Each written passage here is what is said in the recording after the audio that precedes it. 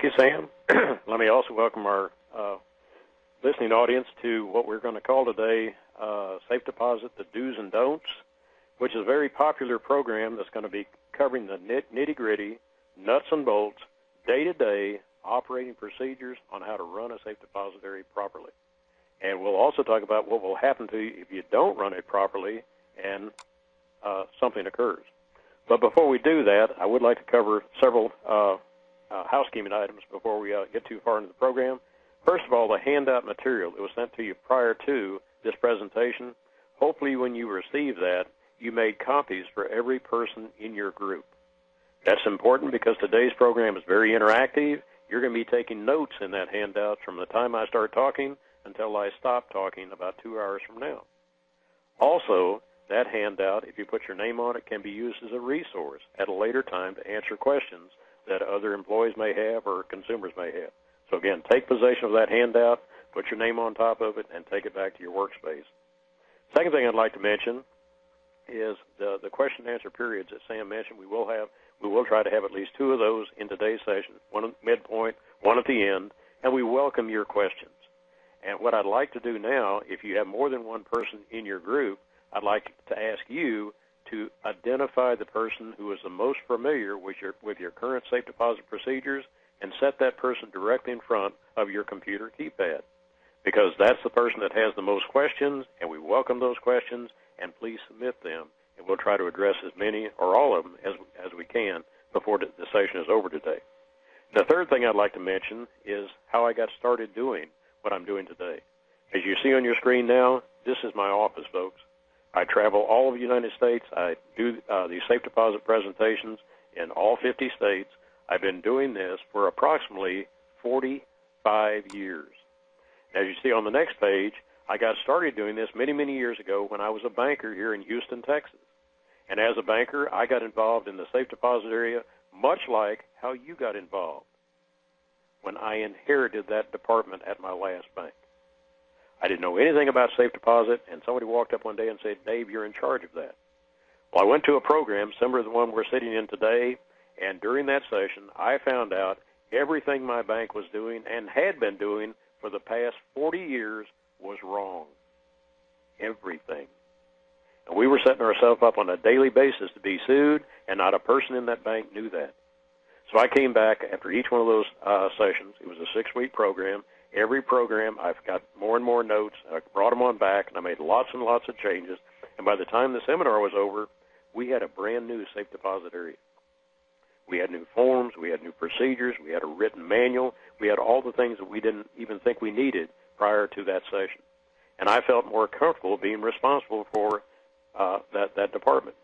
That's what we're going to talk about today, what I learned 45 years ago when I started doing all this, and what I'm hearing as I travel around the United States in all these different locations and being having stories shared with me by institutions that are having some difficulties in that department, and what procedures we're missing during those times. Now, to give you a little overview of what we're going to be talking about for the next 2 hours, if you'll turn now to, I believe that's page 3 in your handout. And on page 3, the first thing we're going to talk about is liability and lawsuits that have occurred throughout the United States. And in this segment, I have about half a dozen lawsuits, the largest of which is $30 million. And my baby lawsuit is only $100,000. But that little baby lawsuit will not quit growing. And I'm going to tell you why the institution still is in trouble because of that lawsuit. Then, after I get your attention and show you why all these procedures are important, then we're going to cover all of the recommended procedures that you need to be following in your institution when you rent safe deposit boxes, when you close safe deposit boxes, when you let people in and out of safe deposit boxes, and when you control all the keys that you're responsible for in the safe deposit area. Now, let me jump back up to number 4. Box access is the longest section in your handout. It's the longest section because this is the area that if you ever get in trouble or if somebody says something's missing out of their box, this is the area that they're going to hit the hardest. This is the area they're going to ask the most questions about.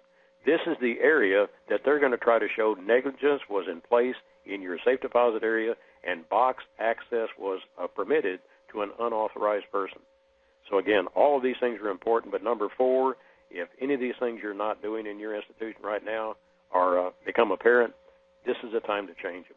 Because this, again, is what I found out, and folks, we were doing none of these things correctly when I took the seminar many, many years ago.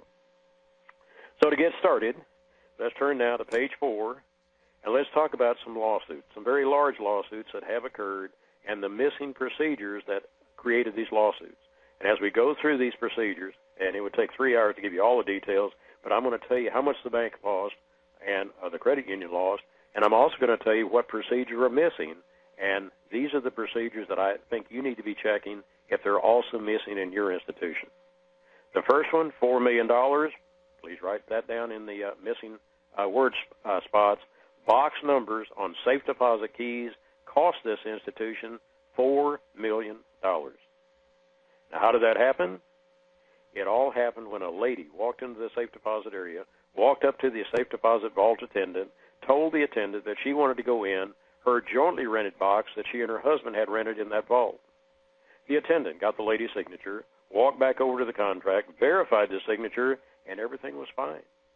She then took the lady back in the vault, but once inside the vault, the lady reached into her purse, pulled out a key, and handed it to the employee. The employee read the number off that key and let that lady in that box. That lady cleaned out that box and left the bank. At 12 o'clock that same day, that lady's husband was served with divorce papers.